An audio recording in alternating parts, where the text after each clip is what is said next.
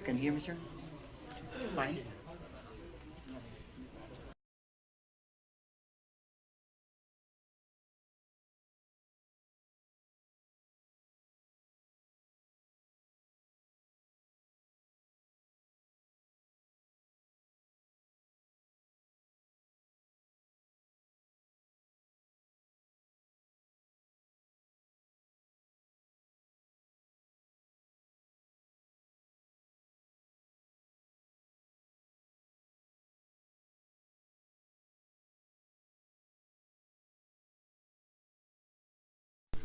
بسم الله الرحمن الرحيم. السلام عليكم ورحمة الله وبركاته. Ladies and gentlemen, today's press conference will commence shortly. Please, may I ask everybody to put their phones on silent mode so we can begin. Distinguished guests, members of the media, good morning and welcome to ممثل وسائل الإعلام، الحضور الكرام، السلام عليكم ورحمة الله وبركاته. يطيب لي أن أتقدم بخالص الشكر لسعادة السيد أكبر القاسم وسيادة العقيد محمد راشد المزروعي على وجودتنا اليوم معنا. كما يسرني أن أشارك هذه اللحظة والتي تعتبر نقطة تحول في تاريخ صناعة السياحة في قطر. الذي نحتفي به اليوم بإعفاء 80 جنسية من تأشيرة الدخول يأتي بعد عام واحد فقط من إعلاننا عن أولى التدابير التي اتخذناها بالتعاون مع الخطوط الجوية القطرية ووزارة الداخلية من أجل تسهيل الحصول على تأشيرة السياحة لدولة قطر. واسمحوا لي أن أعود بكم لأهم الإنجازات في مجال التأشيرات السياحية، حيث بدأت مسيرتنا للارتقاء بتجربة الزائر في 2014 حين قمنا بدراسة الوضع الحالي للتأشيرات في دولة قطر ومقارنته بالممارسات الفضلى في المنطقة، وذلك بالتعاون مع منظمة السياحة العالمية. وقد أوضحت الدراسة بما لا يدع مجالا للشك أن تسهيل إجراءات الحصول على تأشيرة لدولة قطر يمثل خطوة لا غنى عنها على طريقنا لزيادة أعداد الزوار القادمين ومن ثم زيادة الإنفاق السياحي في البلاد. قمنا والخطوط الجوية القطرية بالتعاقد مع شركة BFS جلوبال لتنفيذ منصة إلكترونية لخدمات التأشيرة، وقد تم إطلاق هذه المنصة في يونيو من هذا العام، وبعد شهر واحد قمنا بتوسيع نطاق خدمات التأشيرة الإلكترونية لتستقبل الطلبات من المسافرين على متن جميع الخطوط الجوية ومن خلال المنشآت السياحية والفندقية ومكاتب تنظيم المؤتمرات والمعارض. كما شهد العام المنصرم تنفيذ تأشيرة عبور مجانية ومتاحة للمسافرين من جميع الجنسيات تسمح للعابرين من خلال مطار حمد الدولي أو موانئ قطر بالمكوث في قطر لمدة 96 ساعة. وللترويج لقطر كمحطة توقف عالمية قمنا في مايو الماضي وبالتعاون مع الخطوط الجوية القطرية بإطلاق حملة بلس قطر أو زائد قطر، والتي تفضل بالحديث عن نتائجها سعادة السيد أكبر الباقر قبل قليل. ولقد كانت دائما تجربة الزائر نصب أعيننا، وكذلك تحقيق الكفاءة تضمنت التدابير الجديدة تفعيل البوابات الإلكترونية لجميع المواطنين والمقيمين مجانا، مما وفر الوقت والمجهود على موظفي الجوازات وقلص من وقت الانتظار للمسافرين. وها نحن اليوم نعلن عن تطور جديد سيتم بموجبه منح إعفاء مجاني لمواطني 80 دولة من تأشيرة الدخول لدى وصولهم لدولة قطر، وتنقسم الجنسيات إلى مجموعتين. الأولى تتكون من 33 جنسية تحصل على إعفاء ساري لمدة 180 يوم من تاريخ الإصدار، ويسمح لحامل الإعفاء بالبقاء في دولة قطر لمدة 90 يوم خلال زيارة واحدة أو عدة زيارات. أما المجموعة الثانية فتتكون من 47 جنسية تحصل على إعفاء ساري لمدة 30 يوم من تاريخ الإصدار، وهو قابل للتجديد لمدة 30 يوما أخرى، ويسمح لحامل الإعفاء بالبقاء لمدة 30 يوما خلال زيارة واحدة أو على مدة عدة زيارات. إن هذا التطور ليس مع وزارة الداخلية للنظر في تطبيق المزيد من التسهيلات في سياسة التأشيرات، مثل إعفاء حاملي إقامة أو تأشيرة سارية لدول مجلس التعاون الخليجي أو المملكة المتحدة أو الولايات المتحدة الأمريكية أو كندا أو أستراليا ونيوزيلندا أو بلدان اتفاقية الشنغن من تأشيرة الدخول المسبقة. وسوف يتيح هذا الإعفاء للزوار المؤهلين للحصول على إخطار سفر إلكتروني من خلال تعبئة الطلب عبر الإنترنت قبل 48 ساعة على الأقل من السفر. ولا شك أن وتيرة التطورات قد تسارعت في الآونة الأخيرة، وذلك نتيجة لأن عملية مراجعة الاستراتيجية الوطنية لقطاع السياحة، والتي شملت أعضاء القطاعين العام والخاص والجهات المعنية، قد سلطت الضوء على العناصر اللازمة لخلق تجربة سياحية سلسة وجذابة. إن هذا الانفتاح الذي يشهده البلد وسهولة الوصول إليه وتبسيط إجراءات الدخول هي عناصر سوف تسهم معا، كما تمثل هذه الخطوة علامة فارقة على تطوير صناعة السياحة في قطر وتنميتها.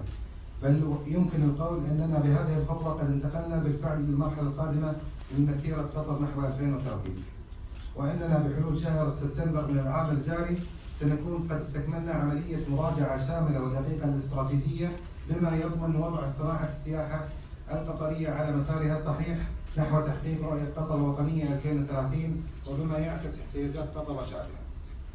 أيها السيدات والسادة، إن هذه الخطوة الرائدة ما هي إلا ثمر لسنوات من التخطيط والمثابرة والتعاون بيننا وبين شركائنا في القطاع، وخاصة وزارة الداخلية والخطوط الجوية القطرية. فلطالما أدركت قيادتنا الرشيدة مدى أهمية الدور الذي تؤديه السياحة في تعزيز المسيرة التنموية وتنويع الاقتصاد الوطني المنطقة انفتاحا، ولذلك يسرنا أن ندعو زوارنا لاستكشاف الضيافة القطرية الأصيلة وكنوزنا الطبيعية والتراثية. أشكركم مرة أخرى والسلام عليكم ورحمة الله وبركاته.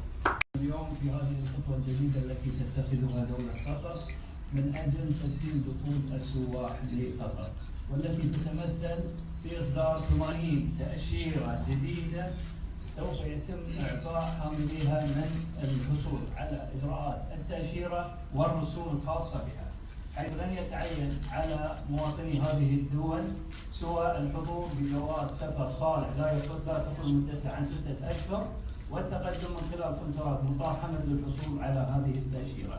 هذه الضوابط التي تم وضعها بالتنسيق مع شركائنا في المطار، الخطوط الجوية القطرية، الهيئة العامة للسياحة وغيرها من الوسائل الإدارات الحكومية والخاصة العاملة في المطار، بهدف تسهيل دخول السواح لدولة قطر. إن وزارة الداخلية القطرية تسعى بلا شك دائما إلى الارتقاء بتجربة زوار قطر في جميع منافذ الدخول والخروج، ويسرنا اليوم تجربة جديدة للأخوة الزائرين للبلاد بهدف تسهيل إجراءات الدخول. وتجري حاليا دراسة مثل ما تفضل الأخوة مجموعة من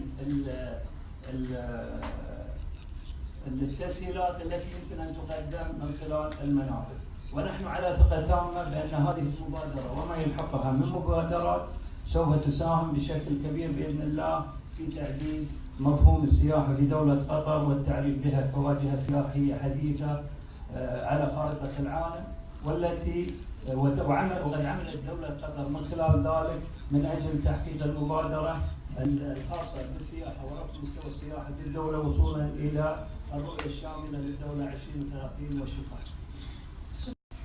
الأخ المزروعي، متى حيبدأ تطبيق هذه المبادرة وكيف تم اختيار 80 دولة على أي أساس يعني؟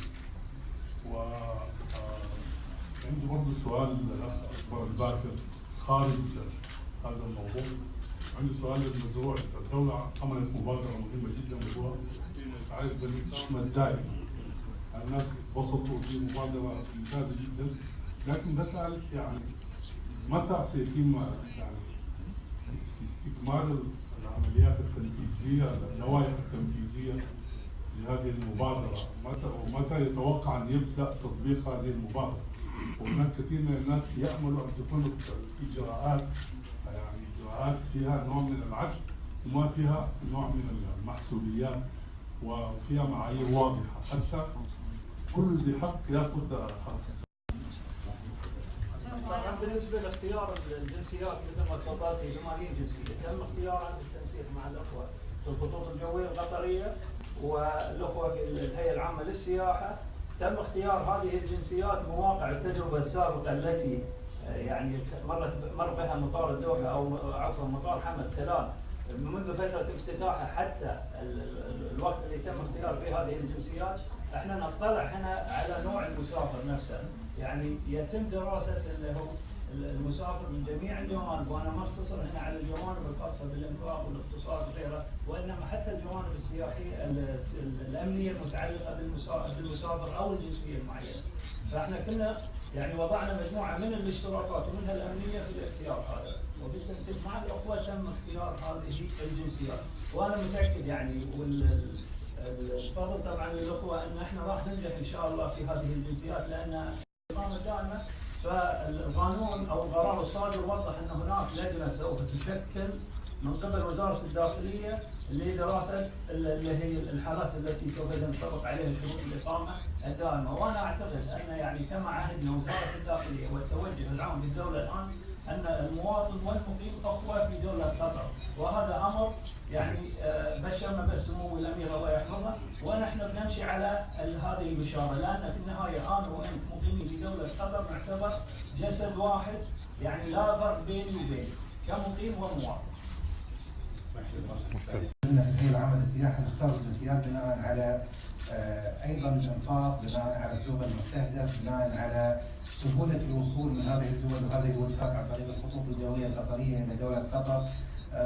ايضا نظرنا في الجنسيات وقوه جواز هذه الجنسيات وتسهيل الدول الاخرى والوجهات السياحيه الاخرى لهذه الدول، فتم انتقائها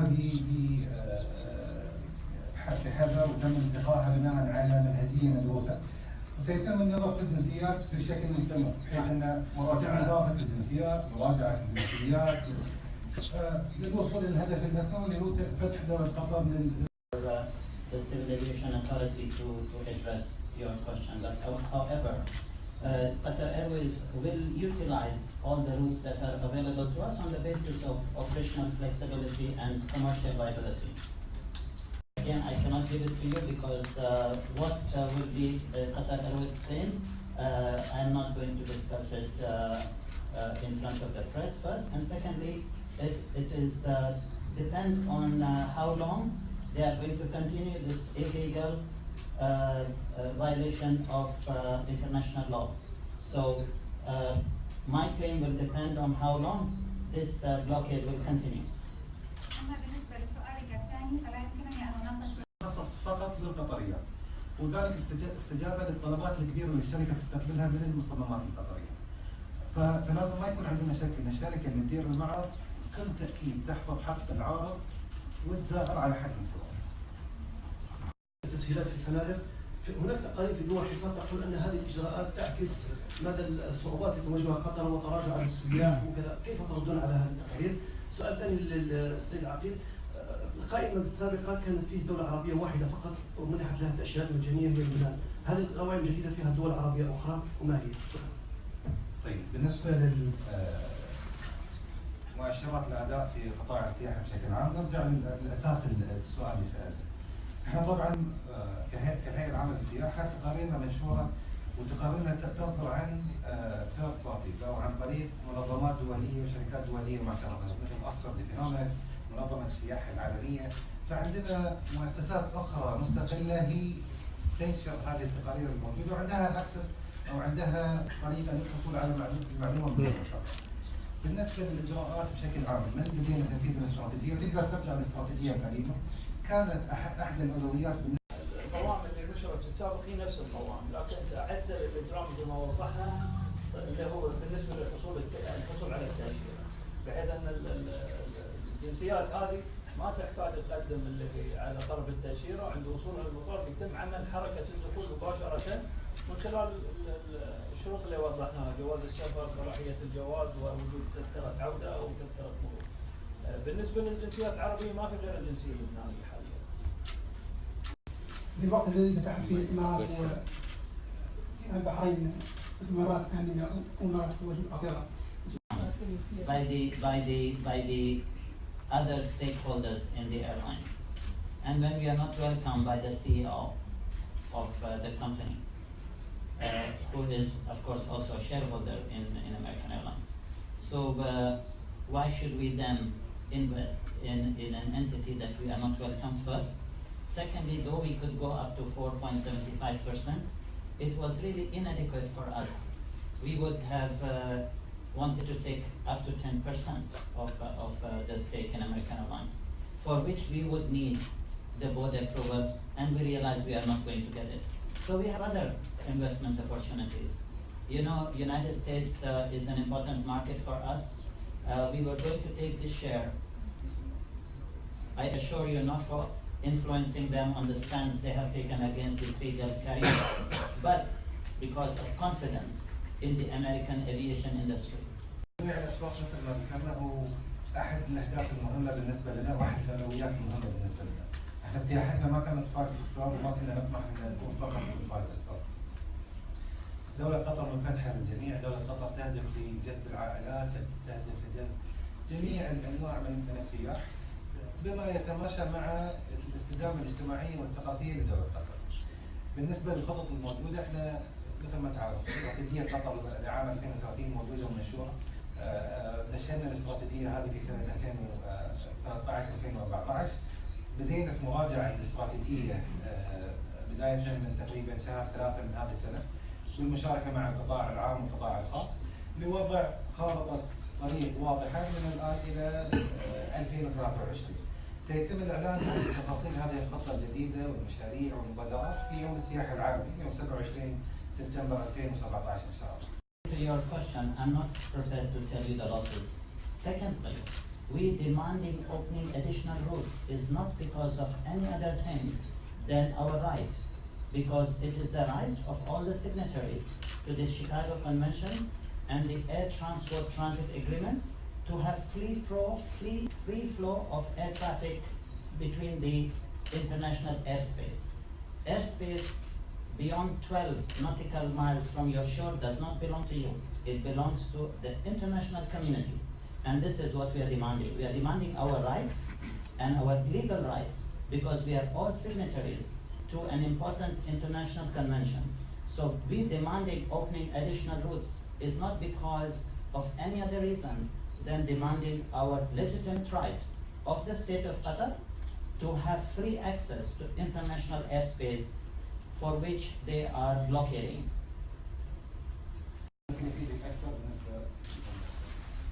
وشوف حسن طبعا جاهزيتنا احنا جاهزين ولولا يعني احنا كنا يعني ما كنا جاهزين ما اعلنا عن الاعلان في الوقت الحالي. يعني موظفينا في المطار الحمد لله الحمد بالتنسيق مع اداره المطار مع الاخوه في الخطوط الجويه والقطريه احنا جاهزين لاستقبال اي عدد يجينا من السواح. بالنسبه للاجراءات الامنيه اللي انت تسال عنها احنا عندنا حد معين من الاجراءات الامنيه لابد ان تنطبق على المسافر عند قدوم لدولة.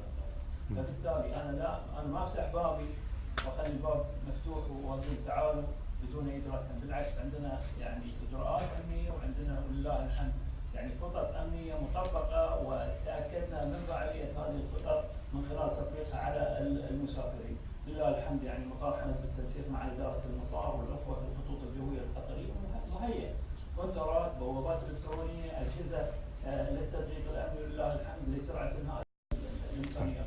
موظفين مدربين امكانيات موجوده في الكونتر واجهزه تلبي الاحتياج. فانا ما في شيء يمنعني من ان اكون يعني مضيف لهذا العدد الكبير من الجنسيات. بالنسبه لي يعني اي حد يقدر يدخل من 80 دوله اي شخص من 80 دوله يجيب جوازه مثل ما اعلنا وتذكرته ويجينا. عمليه الدخول في النهايه هذا شيء خاص فيني انا كدوله. لكن هو مرحب له حسب الاجراءات والظروف المعمول فيها. صدق. Importance of Sahar. Sahar is not a replacement, but it is a new destination. You know very well that Sahar has been now the first port of call for transshipment to Qatar, which in the past was one of the blockading countries. At the same time, we also realized that Sahar has a very large city for the Sultanate of Oman, so it was important that we start, and also to facilitate Qatari merchants that would want to go to follow up all their transshipment requirements from Sahar. As far as coming back to the tourism, yes, we have announced for 80 destinations.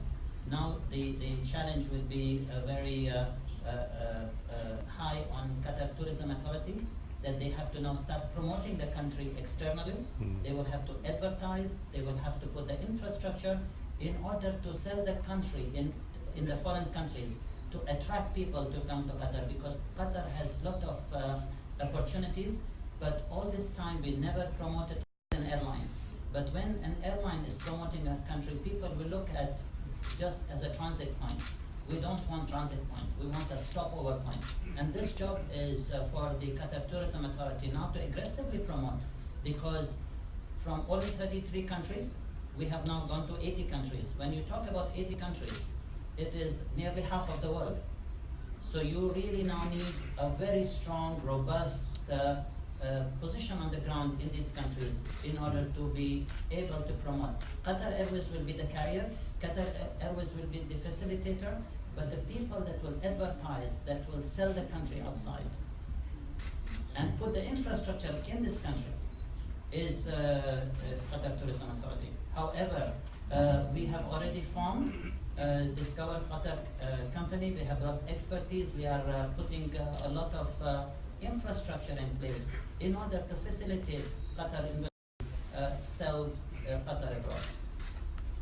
الصحة ليست مدينة بديلة وإنما هي محطة جديدة وهي لديها مركز العمليات التجارية. هنالك أعداد كبيرة من الجاليات الأجنبية، كما أننا أردنا أن يكون هنالك خط جوي للتسهيل على رجال الأعمال القطريين الذين لديهم أعمال تربطهم بمدينة صحة. أما بالنسبة لموضوع 80 دولة، 80 دولة هو عدد كبير، يعني نصف دول العالم تقريبا.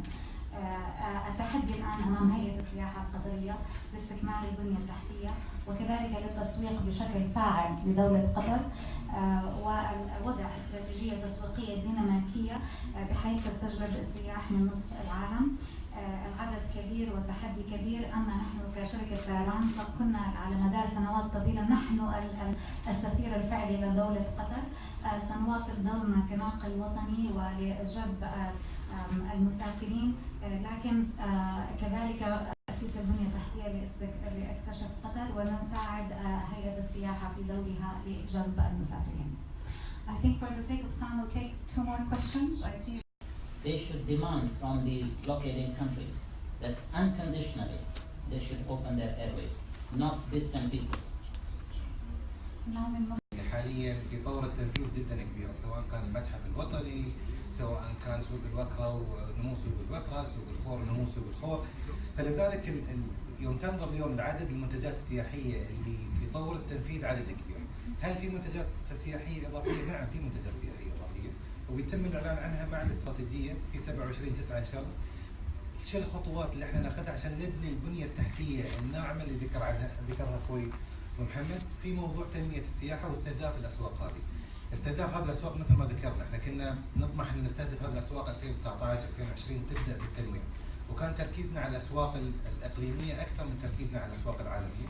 لكن حاليا احنا في مرحلة استعجال، ان استثمر من الآن، أطرح فرص للقطاع الخاص من الآن، أخلق سوق أو أخلق طلب يمكن القطاع الخاص من الاستثمار، وهذا الشيء يبدأ بأول خطوة تغيير السياسات. تغيرت السياسات يتغير كل شيء.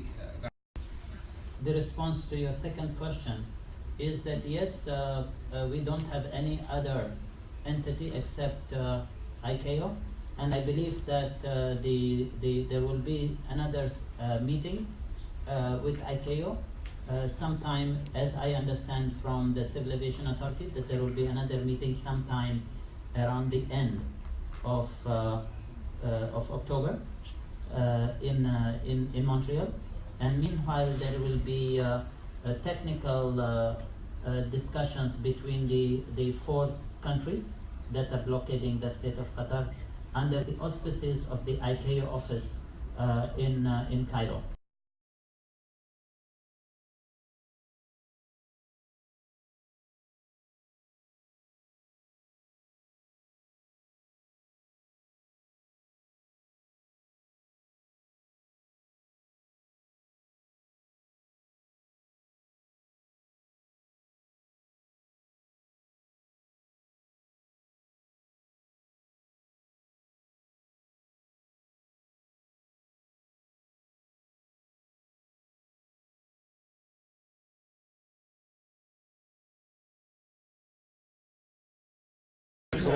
سيتم فتحها لأي مقيم أو زائر لمجموعة دول. حاليا احنا نقوم بهذه الدراسة، فهذه بتفتح العدد أكبر من الجنسيات تقدر توصل لدولة قطر.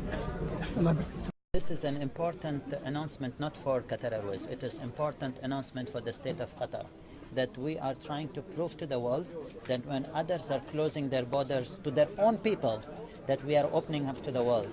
And this is a very big boost to the international community's perception about my country and how open and flexible, generous, hospitable my country is. Qatar Airways is only a small part of this very big plan. I am the person that will facilitate these people to come. But the real strategy is by His Highness the Emir, who is giving the directions of how we have to now open up so that Qatar becomes more independent and not depend on anybody else, but to depend upon us after this very big lesson we got from our own family members that we thought were our family members. I have some things in mind, but I cannot divulge. And what about your Indian investment? You mentioned a while ago. Yes, we are. Any status update on that? Soon you will hear. Okay. Soon. Thank you. 1,000 we expect to deliver by the end of this year. Okay. Okay.